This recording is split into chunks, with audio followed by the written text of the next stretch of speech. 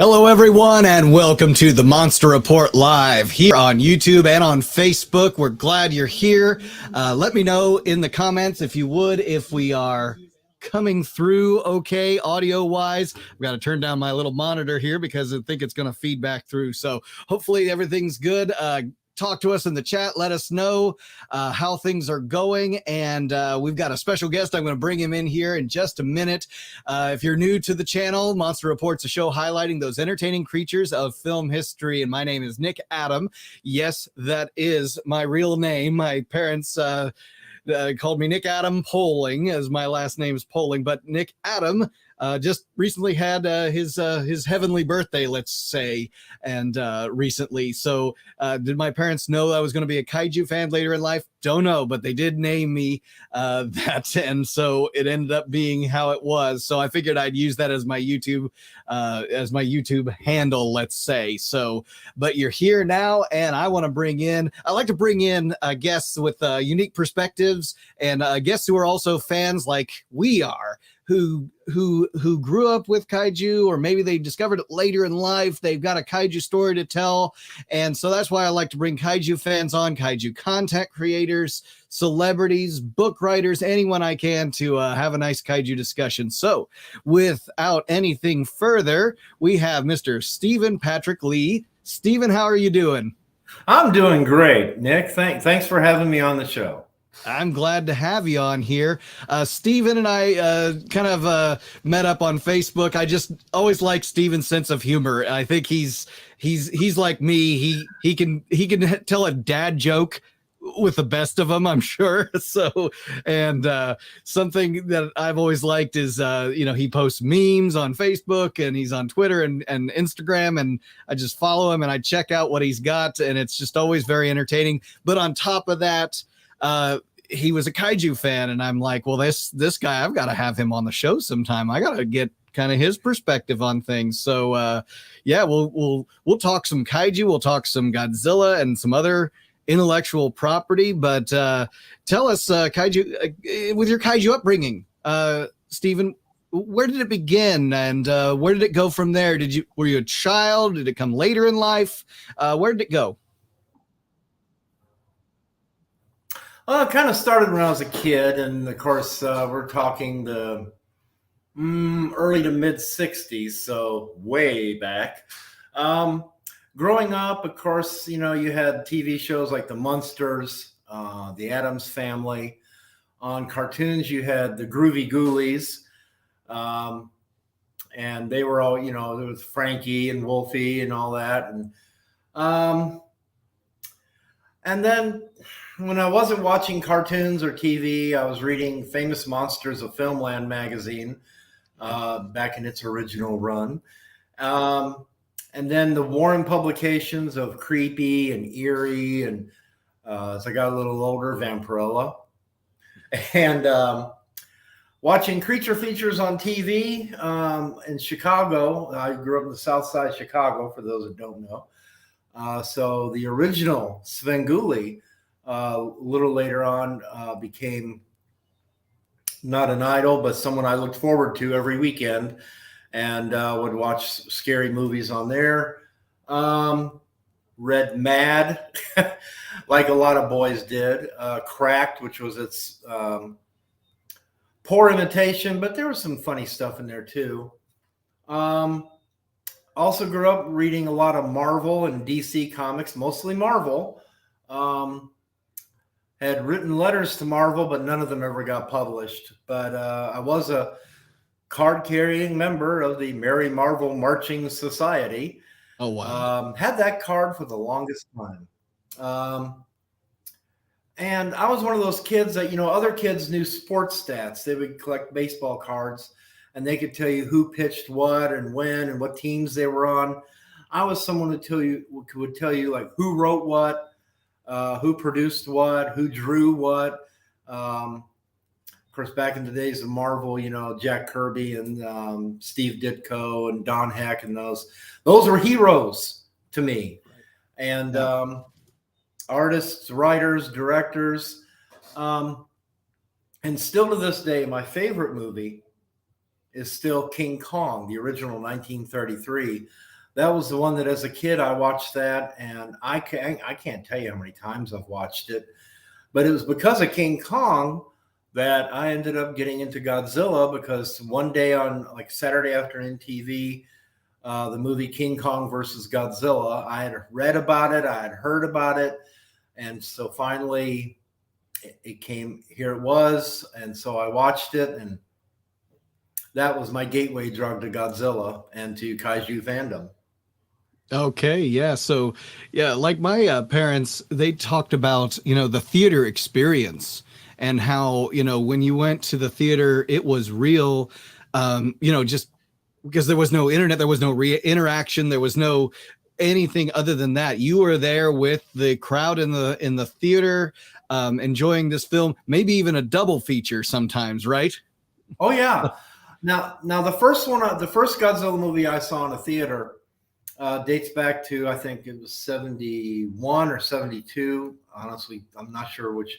Someone will tell me probably, like, I can't believe you forgot, but I saw, it was a double feature, Frogs, Uh-huh. and then Godzilla versus the Smog Monster. And that was my first Godzilla movie I saw in a theater that really just, it was so impactful. I was just, this is like the most incredible thing. There he is on the big screen. And what would be the weirdest movie I ever saw at that time as a kid. But I loved it. I absolutely loved it. And I still will come back to that one from time to time, just because I want to hear Save the Earth. That's right. Yeah.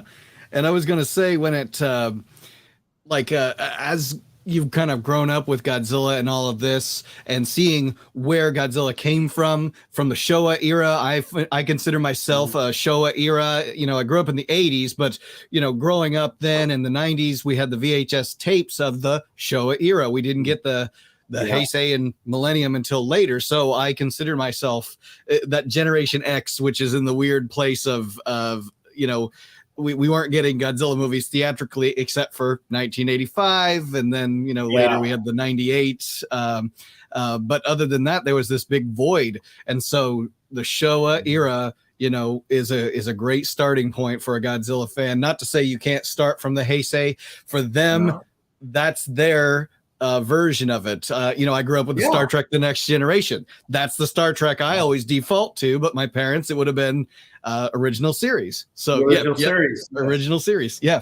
It's Kirk for you.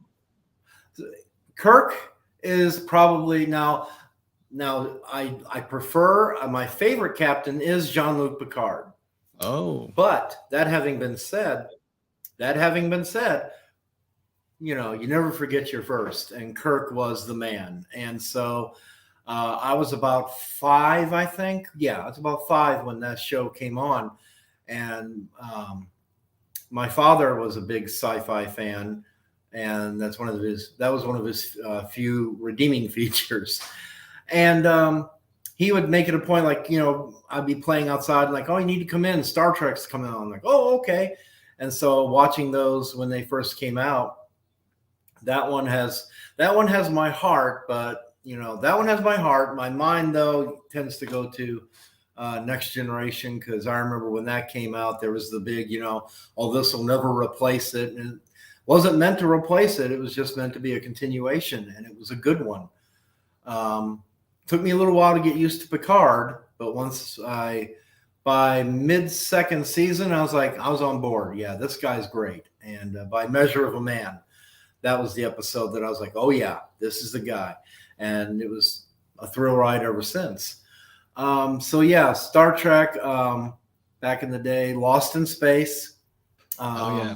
Somewhere in my house, I do have a large copy of the B9 robot. And that if I put batteries in him, he will talk and light up and move around. I've always had a little thing for robots, though. So yeah, we'll get in. You grow up with them, Astro Boy, Gigantor, all these robotic creatures, and I think you and I, of course, you and I talked about Mystery Science Theater 3000. Oh yeah. Here was a show that not only had great old movies, and we got to make fun of them while we're watching them, and have great comedy, but it's got robots in it. So yay! Right. Yeah. It was just like this great soup mixture of everything that I loved. And so, comedy, action, adventure, you know, sometimes bad movies, but those are sometimes the ones that'll grab your heart. So That's right. And some of those movies, yeah, I found that I've appreciated them more over time for what they were trying to do. Even, by today's standards, we might consider them bad. Hey, at least MST3K brought them back to, a modern age. Adrian Settle in the chat. Thank you so much, Adrian, for chatting in. And he also checked my audio to make sure we're coming through. He's got a YouTube channel, so you'll want to check that out. Make sure you give me the name of that, Adrian. I think it's the Godzilla Train show, but I just wanted to make sure I get that correct for him. So yeah, a lot of great content creators out there, and a lot of them we like to collab and we like to check out each other's shows, and I think it's great that we do that. Let's talk collectibles. You were talking. I lost you. Oh, I'm sorry. Still with me? Still, yep, I'm still with you. All right, awesome. Everything that can go wrong live will go wrong. So we're back. So our good friend Roger Wyatt is in the chat. Hey, Roger. Hey, Roger. Good to have you. Yeah, I love the Ultraman Day. Roger's the one I told you about before we came on the air that got me the autograph picture. And so of Takarada? Yeah, that's the guy. Awesome. And he was the man. He went and got it, and of course, he had his picture taken with him. But while he had the picture taken, you can see him holding the picture that he had gotten for me. So I was like, oh, this is even better, It's better than having a certificate of authenticity. Here's actual photographic evidence of him getting the picture from the actual guy who actually signed it and actually put my name on it. And it's, like I said, one of my most treasured collectibles. Yeah, Roger's the man for getting that for you. Yeah, and we you had asked me earlier if I was a collector per se. I'm more of a dabbler than anything, because I don't really collect a lot of things, and I don't, it's not my main focus. My pleasure, buddy. All right. But I do dabble in some, like toys and books, comic books. I do have the entire run of Ultraman Tiga, the comic book that came out, around the time that Ultraman Tiga was on Fox Kids. I think it was the Fox block. Yeah. Excuse me. And I just picked up the Ultraman Tiga little statue from FYE. So yeah, I've kind of become more of an Ultraman fan recently, but it's a good time to be an Ultraman fan. But you grew up with it. There he is. Yeah, awesome. Yeah, this was the guy I grew up with right here. This, the original. And I didn't get a chance to see Ultra 7 when he was on TV here until much later. But thankfully, thanks to was it Mill Creek, I think, are the ones that are coming out with the series now. So I can catch stuff like Seven Sun, Zero, and I've been collecting those. And as of this taping, I'm currently 3/4 of the way through Mebius. Okay. And turning out to be a great, great series. Kind of mixing a little bit of that old spirit with some of the newer stuff like Tiga and Max, Orb, along those lines, newer effects, but it has that old spirit about it. So I'm an Ultraman fan. I love it. Do you know where my starting point is with Ultraman? No. Someone in the chat might chime in. The Australian Towards the Future Ultraman. That was my starting point. Yeah. I've seen that. And it was interesting. I watched it all the way through. There was only 13 episodes, but yeah, very short. Yeah, but I liked it. It was a unique take on it, and even the Netflix 2 seasons that they had with Yeah. the new anime. Again, a different take on it, but not bad. It was definitely entertaining. Oh yeah, And absolutely. Had some I'm collectibles too. I'm someone that's used to, yeah, I've seen that. I can't afford them. Much as I'd love to have them, because the three that I showed you, I've got like 8 or 9 of these, and I got one on the way. In fact, I think I've got it'll come to me. Jack, Ultraman Oh, Jack is on his way to me. I've also got Cosmos because I was watching that series. I got Mebius and had to get Belial or Belial, depending on your pronunciation. And because, I got all these good guys, got to have the bad guy too. So, and I also got Balton because he's Balton. yeah. I was going to bring in some chats here before we get into maybe some collecting. Okay. Cal the Kaiju guy, he's also another Kaiju content creator right here on YouTube. Look him up at Kaiju Carnage. And Adrian, yeah, Godzilla Train 1090 on YouTube. He also has another channel. He says Monsters with Attitude. So check that out. Cal actually had a question for you. Are you excited about the upcoming limited series, Mystery of Ultra 7? Actually, I am. I'm looking very forward to it. I've always liked 7. He was a little bit different. Once I actually got to watch the whole series, beginning to end, the original, I liked Ultra 7 a lot. And then there was that Ultra 7 kind of Dark or X that had come out several years ago. That was a little different, more of an adult take on the character, but still not bad. And so, yeah, this Mystery of Ultra 7 that's coming out, looking forward to it.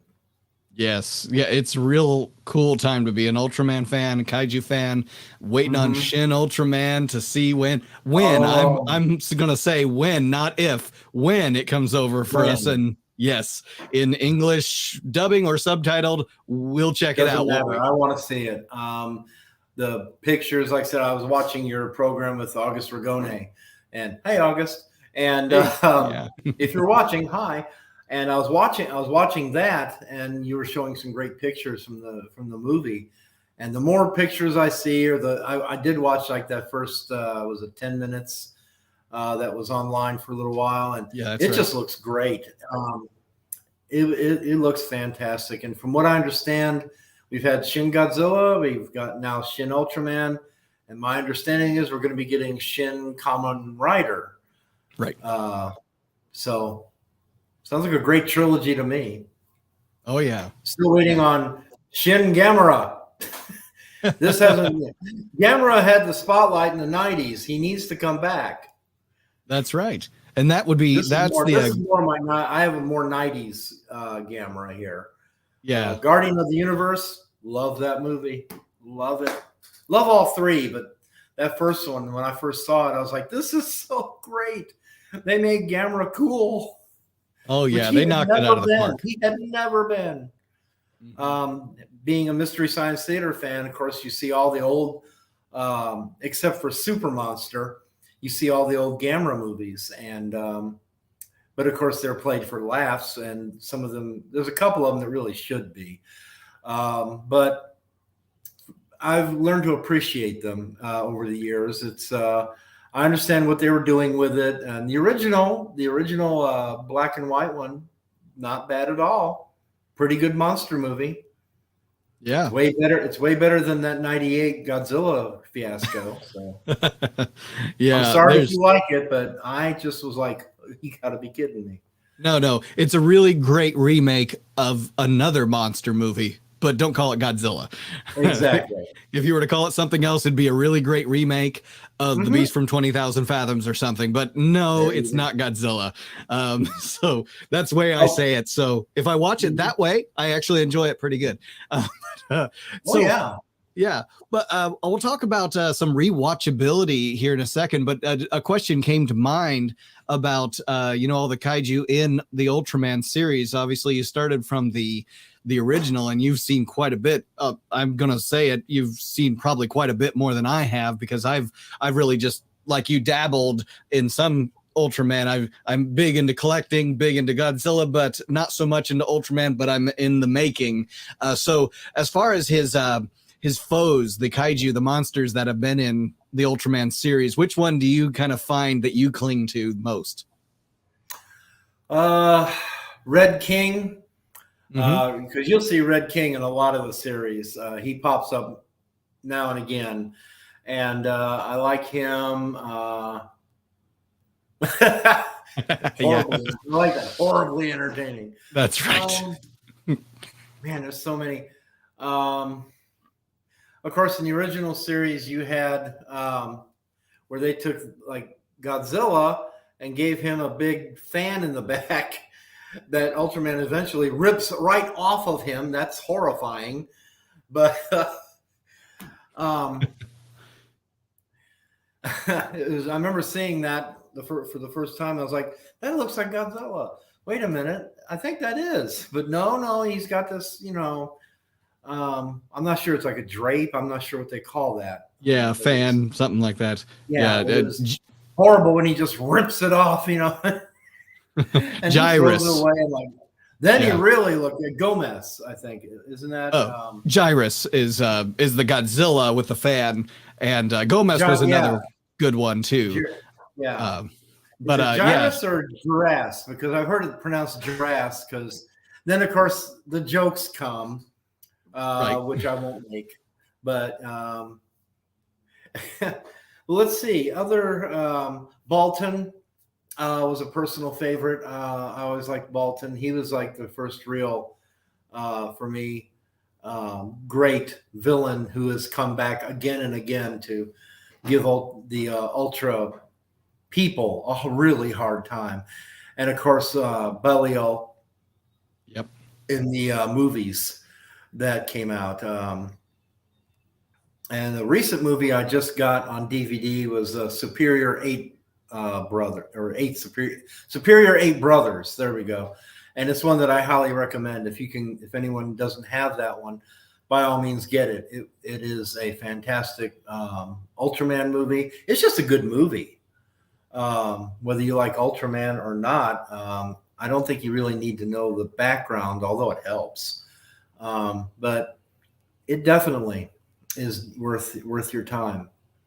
Oh yeah, absolutely. There's so much Ultraman content. I was watching some of the Ultraman X film, which they had a Blu-ray release with my kids, and they were just hooked on that. They wanted to watch it twice, and I got that feeling of when I was a kid, when I did see the Power Rangers for the first time, of kind of getting a different approach to giant monsters, giant robots, and all of that, because I had Godzilla, but nothing that was like that, and we weren't getting a lot of that content from Japan.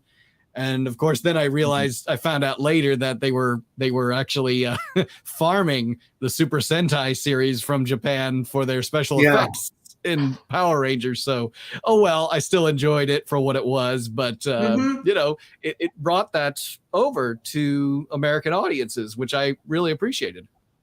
Yeah, it definitely opened up a lot of doors for that type of programming all throughout the United States. I know in your bigger cities you could watch some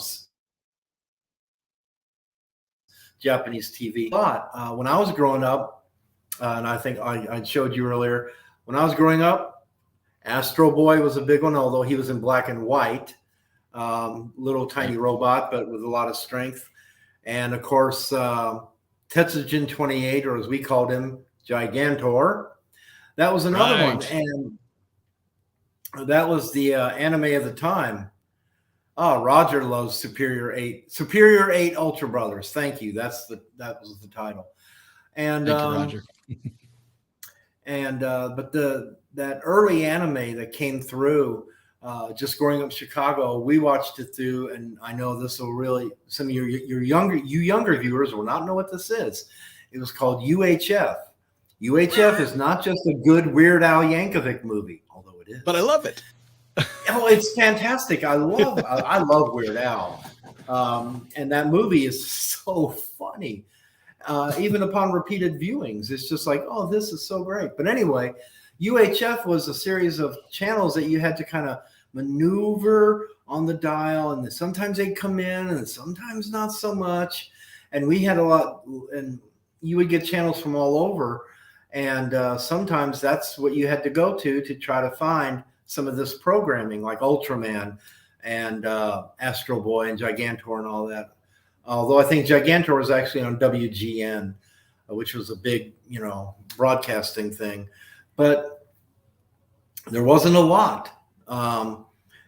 We live in an era now with the internet and access to all this stuff that is so great to be, like as you said, to be a fan right now. Even you had said, in the 90s, there wasn't a whole lot to go to for information. There wasn't a whole lot to go to for content. Godzilla 1985 was about the last movie in the theater until the 98 one. And then, of course, Godzilla 2000 came to theaters. I got the privilege of taking my great niece to see that. And she loved it. She absolutely loved it. I've been married 39 years, and my poor wife has had to endure this pretty much the whole time. She's a great, strong woman. Yeah, I imagine. But I caught her digging the ride a time or two. Oh, okay. Yeah, I caught her digging the ride. Yes, I remember. Roger put up, remember Eighth Man? Absolutely, I do. Okay. I didn't watch a lot of Eighth Man because I didn't get a chance to. I think the time when it came on was opposite something else. I think it was on opposite what was known as the might have been the Marvel superheroes that came out in the mid 60s, where they had the short, badly animated cartoons of Captain America, Thor, the Hulk, Iron Man, and Namor the Submariner, which were basically, they would just cut and paste from the comic books and barely animate them on the screen. But I love them because to me, it's like my comic books have come to life and here they are on the TV. And I've gone back and watched some, because of, again, the internet, you can pretty much watch anything. And some people do. But it was, so I think it may have been on opposite that. So I didn't always catch it. I probably watched it on the days when they showed Namor because I was never a big fan of him.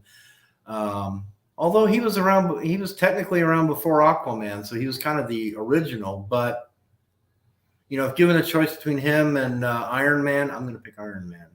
Or the Hulk. Oh yeah. So. I was going to go into rewatchability. Back to kaiju. What do you kind of find, whether it's Godzilla or the non-Godzilla kaiju, or even the television series of Ultraman or any of these? What do you find when it comes to kaiju content? Do you rewatch a lot? Because we might ask you what your favorite is, and that might be a different answer of what you rewatch. Because to me, I have actually two different answers: favorite and the one that I always keep grabbing off the shelf and putting in again. So if you were to go into rewatchability, which way would you go? Well, apparently I must be more of a Raymond Burr fan than I figured, because I will go to, even though I have a copy of Return of Godzilla from '84, I tend to go to Godzilla 1985. I love that one for all its inherent silliness and product placement. And everything is connected to it. I liked it. And so it was a lot of fun. The original, and that includes Godzilla, King of the Monsters, and the original Gojira, which, you watch both of those, and I have watched them one after the other. And they are like two completely separate movies, but I love them both for different reasons. And so those are three that I kind of go to. Godzilla versus, now I have a copy of Hedorah, and I do watch that one because that was my first, seeing it in the theater, and so I watched that. Gamera, Guardian of the Universe. I just know I can't go wrong. I put that in. It's like I know I'm going to have a good time. And I just wait for those beats when they come, when he comes like rising up out of the water and smacks a Gallus right in the head as he's flying by. It just does my little greasy heart good to see that happen every time. And so those are like 3 or 4 that I like from the Heisei era. Besides G85, which is technically in the Heisei era, although a lot of people don't consider it a Heisei film, it's more Showa. From the actual Heisei era, I like, and a lot of people don't, Godzilla versus King Ghidorah. Great one. I mentioned having autographs. Another one of my favorite autographs is from Robert Scott, who played M11, and because we were friends on Facebook, and I had ordered a Japanese movie poster of that, and he autographed that for me. And so that's another thing that I treasure. That's put away. I've not framed that one yet. But for all its goofy time travel insanity, I can't help it. I love it. And not in an MST3K way. I don't just sit there and make fun of it, although I could. I just kind of take it for what it is. It's a lot of fun. King Ghidorah has been one of my favorite villains in the whole Godzilla series, Showa, Heisei, and everything. And I love King Ghidorah. I even liked him in the MonsterVerse movies. In Godzilla King of the Monsters, the 2019 one. It was fun to see him again with some better effect, more CGI effects, but it's still King Ghidorah, Yeah. And so, that one. He's probably, him and Gigan are 2 of my favorites. Villain. Oh, Godzilla versus Gigan. Talk about rewatchability. I watched that one. I can't tell you how many times. And again, just love it. Gigan is just a fun character to watch. And I'm not sure exactly. I know there are people who could explain to me exactly what he is, but doesn't matter. He's Gigan. And I found that if you were to stick Gigan in almost any movie, he would make it better. And I mean any movie. we need a reoccurrence of Gigan, not just that little bit we got in Final Wars, what's a cool Gigan, we need a Shin Gigan, yeah. And that's funny enough, that's not easy to say. Yeah. Funny enough, that was my first versus of Godzilla movies. My first was 1985 growing up. But then when I found out that he had just tons of other movies on VHS, the video store locally had Gigan and Mechagodzilla. And so got to rent those and rented them more times than it was probably worth, because I should have just bought the VHS tapes, which I did later. But, they were there. Yeah, still got mine too. Yep, exactly. I still keep my VHS tapes, and just a little bit. The quality isn't there, but there's something about the collectability of them. That's why. And I collect Laserdisc too. It's like, why not? Yeah. You got the Laserdiscs. We'll get to Cal here in a second. Yeah, I was going to say, I didn't want to jump in until your comment, but basically, yeah, Cal there, he's talking about, if I am not mistaken, and he can correct me if I'm wrong, the Samurai Cyber Squad was a knockoff of the Power Rangers, as I remember it. I could be wrong about that, but I think they were one of those many during the 90s Power Ranger ripoffs, essentially, that happened after the fact. Kind of like there was a ton of like TMNT, Teenage Mutant Ninja Turtle copies, and even I consider even Battletoads on the Nintendo sort of a TMNT ripoff in a sense, but not entirely. Or what was it, Transformers, and then there was like GoBots, and there was other versions. GoBots, yes. So I after Transformers, I was a little too old for that, but someone told me about, oh, you'll like Transformers, it's giant robots and monsters, which I was like, okay, I'll check that out. And it was fun.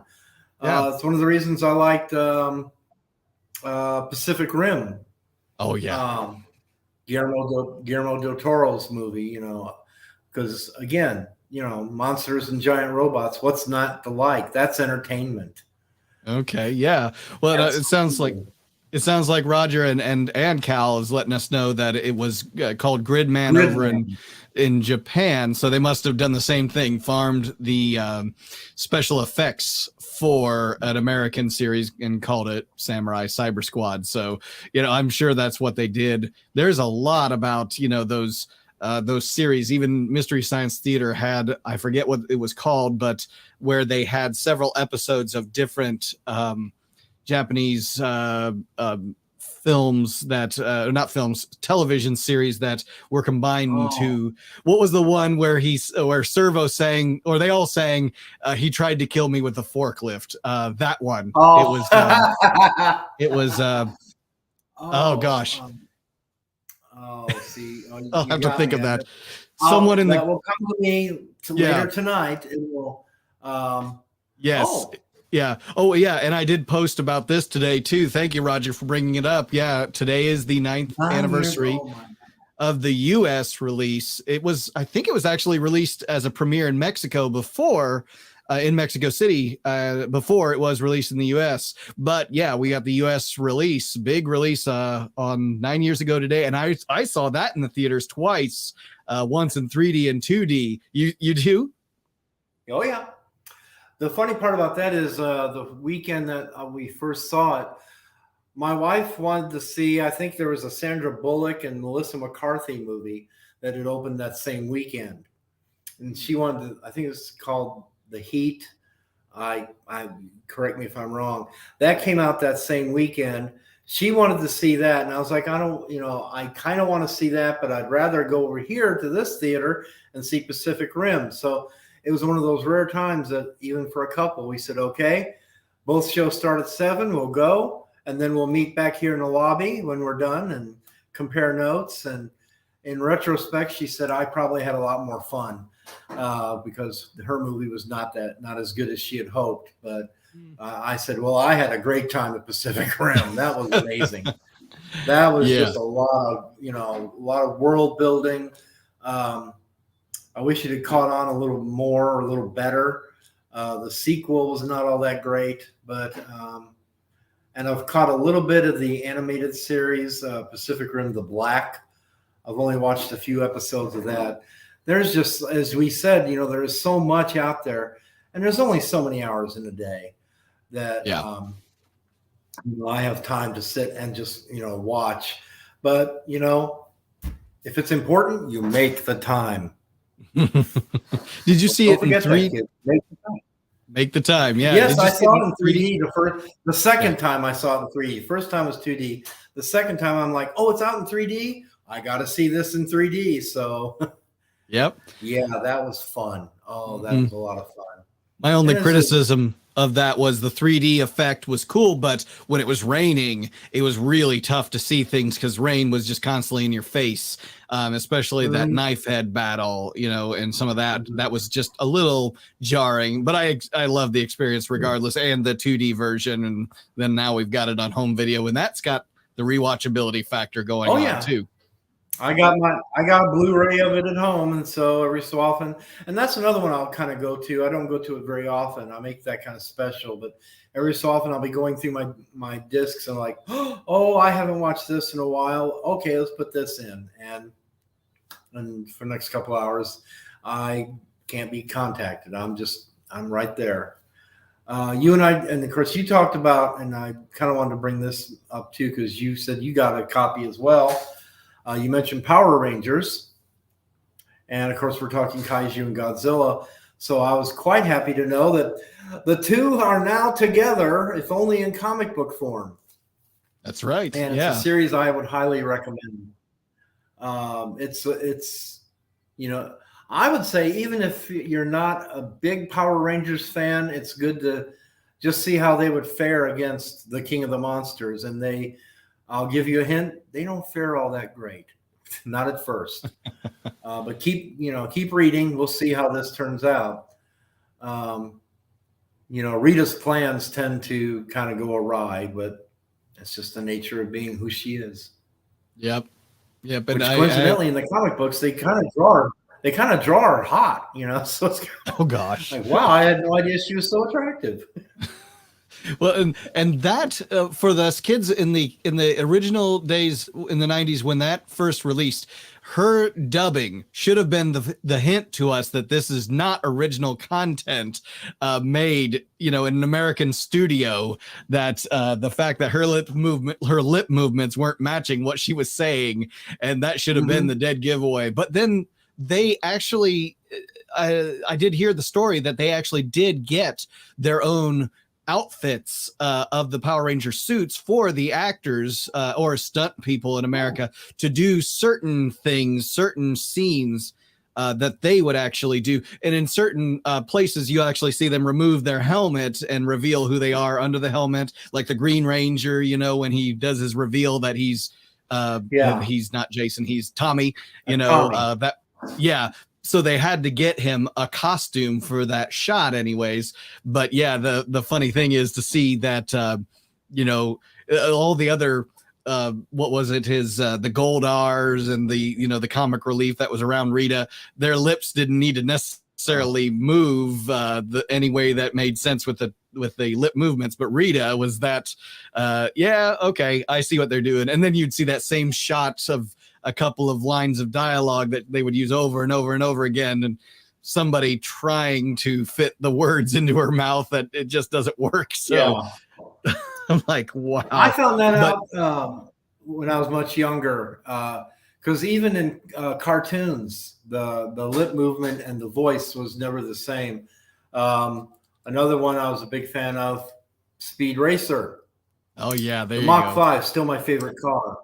And as I would watch it as a kid, I would notice like when Pops Racer would be yelling at Speed about something, or yelling at Spritle and Chim Chim. He would be yelling, but it's like the mouth wasn't quite making it for me. And I'm like, is there something wrong? And I'm like, this is just odd. It didn't occur to me for at least an episode or so that it was Japanese. I just knew it was the show about a racing family and the cool car and everything. But then I found out, oh, wait a minute. This is from Japan, much like, Astro Boy and all that. That one I knew, but Speed Racer tricked me, at least for an episode or so. Then it's kind of like, oh, okay. All right. Well, there you go. Because in watching some of the Godzilla Showa series on TV, in the creature features, or on Saturday or Sunday afternoons, they would have like a Godzilla theater, and you could watch these old movies. I remember when Godzilla versus Megalon came out in the 70s, and just the horrible dubbing in that one. And so that became kind of a joke for a lot of people, that all Godzilla movies are all like that. And it's like, well, only if you watch them dubbed. If you watch them subtitled, their lips and what they say match. You just have to be able to read fast, which right. As I think I told you before we came on, I was an early reader, and I was a fast reader. So subtitles for me, not a problem, and still aren't, thankfully. Did you find yourself actually kind of becoming a student of the Japanese language while watching these films in the Japanese language with the with the English subtitles? I tried to. Other than when you heard the word kaiju, I knew that meant monster. Right. Long before it became widely known. Pacific Rim was good at kind of widely letting everyone know kaiju equals monster. Although I think it's supposed to mean giant monster. I think that's daikaiju is giant monster. Yeah. But anyway. But some of the words, sayonara, arigato, all this, I kind of picked up a little bit. But thankfully, as I said, I was able to read fast, so I could kind of read what they're saying and then still see what's happening. But I didn't see a subtitled Godzilla movie until much later, probably in the late 90s, early 2000s. Before that, it was always just I had to go with the dub versions, and so it's like, well, I'm still getting to see it, and so not a problem. I'll just kind of get through it. Yeah. Yeah. It adds after a while, I tell people just dive in, go ahead and give it a try and subtitle, because they're kind of afraid to start it. And so it sits on the shelf, and I'm saying, no, go ahead and throw it in there. It's like, well, I don't want to have to read the movie. And I'm like, you forget about it after a few minutes. Honestly, you're immersed in the story. And so you're kind of forgotten that you are reading that. And besides the fact that when you get to the kaiju action, you're not getting the subtitle action. You're not getting the subtitles happening, because there's no dialogue. It's just the monsters, except for when, Godzilla, Mothra, and Rodan all have a nice little conversation together. That was kind of fun. Well, Godzilla with language. Exactly. I love that part. So, yeah. Yeah. It humanized was the always monsters. left to my imagination. What was Godzilla saying? And I can just picture Godzilla just cussing him out. Just like, look, Rodan, and insert foul language here. Yeah, absolutely. Absolutely. So there we you have go. that Cal. Yeah. Cal loves the Speed Racer. Didn't they make a live action Speed Racer that didn't do so well? Or I don't have done a lot better. It. The Wachowski, and I'm butchering their name. The people that made the Matrix made a Speed Racer movie. Okay. And it's just visually stunning, and I think they were very faithful to the source material. And you had John Goodman as Pops Racer. You don't do any better than that. He was perfectly cast, and he did a wonderful job.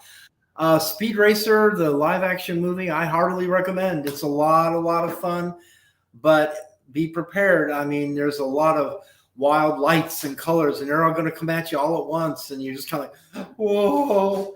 It's an experience. I saw it in the theater, and it's just like, this is like, wow. It was almost too much. But upon repeated viewings, it's a fun ride, and it stays pretty faithful to, as I said, the source material, even going to the actual Japanese Makagogo and using some of that as the source material. I've never read the manga. I've always wanted to. I just don't have the option. Like I said, I live in mid-Missouri, and we can get manga. It's just not easy.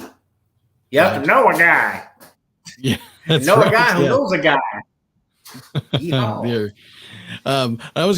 were about close to the 10-minute mark till finishing, and I wanted to kind of talk about what you might be excited for that's next in kaiju content creation, whether it's comics, movies, television shows, anything that's kind of that you're excited for, or maybe you'd hope that they might bring back an idea that might be lingering out there that you might be excited for them to give a try. So I guess in the future, what would you like to kind of see happen?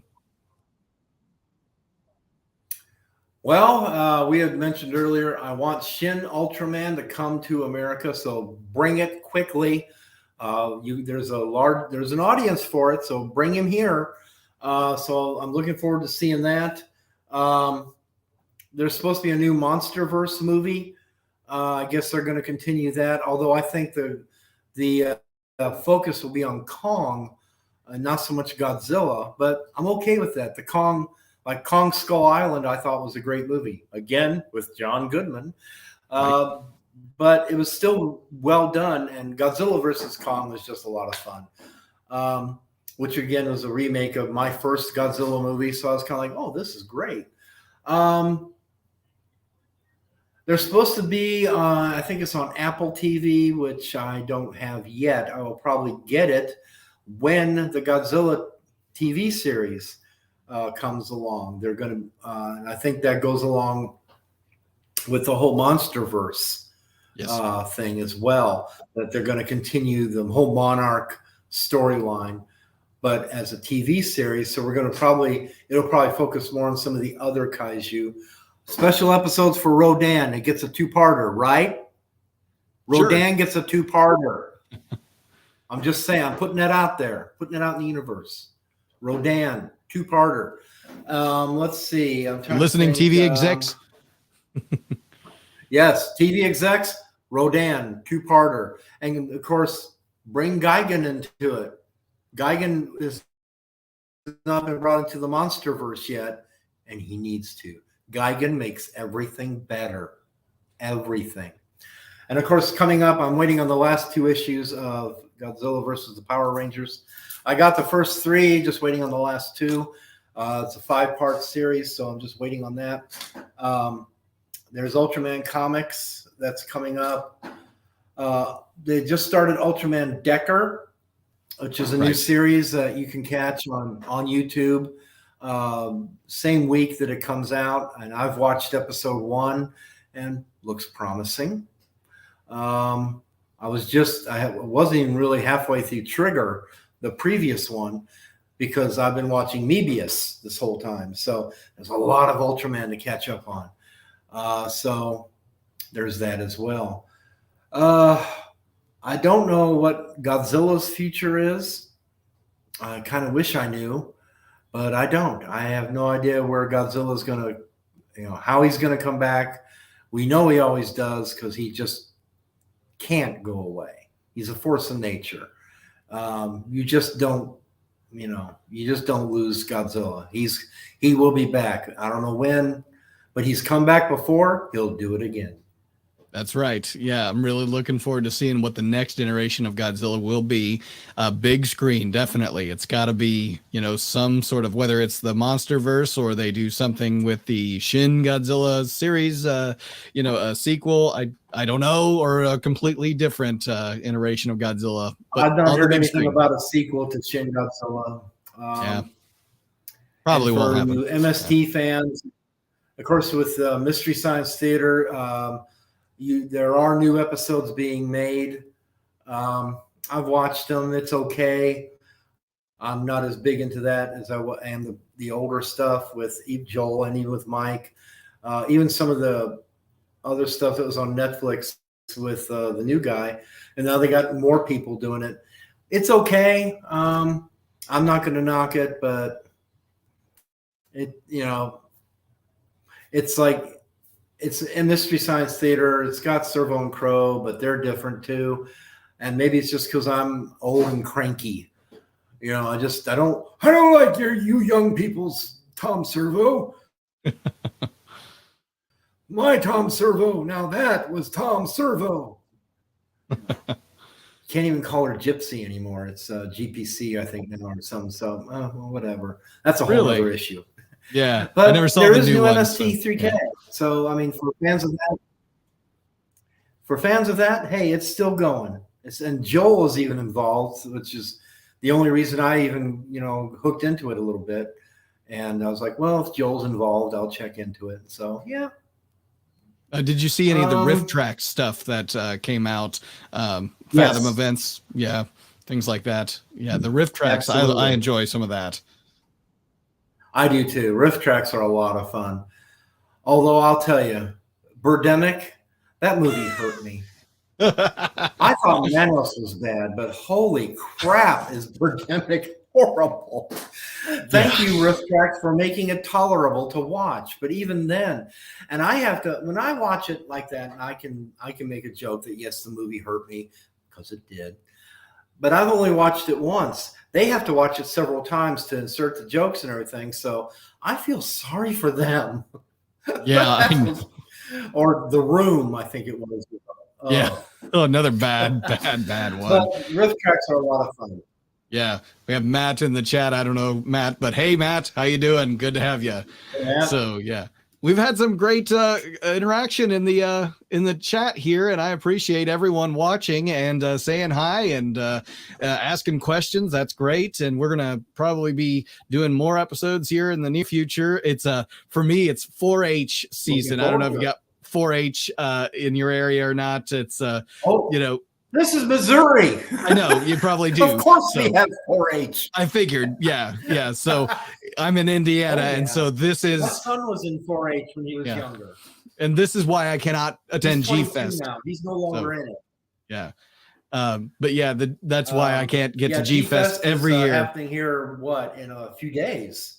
That's So right. to all you all going to G Fest, have a great time.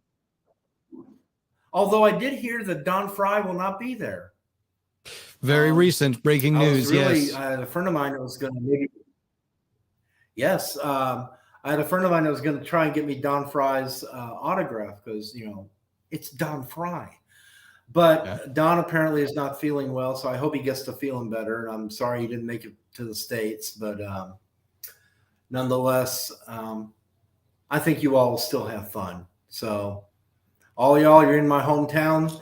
There are parts of the South Side, stay away from. Gotcha. All right. Well, very cool. Yeah, he had back problems, as Cal's saying. Yeah. Oh, so back problem. Yeah, throughout his back or something, or injured it. But it's interesting. Yeah, they had him come in.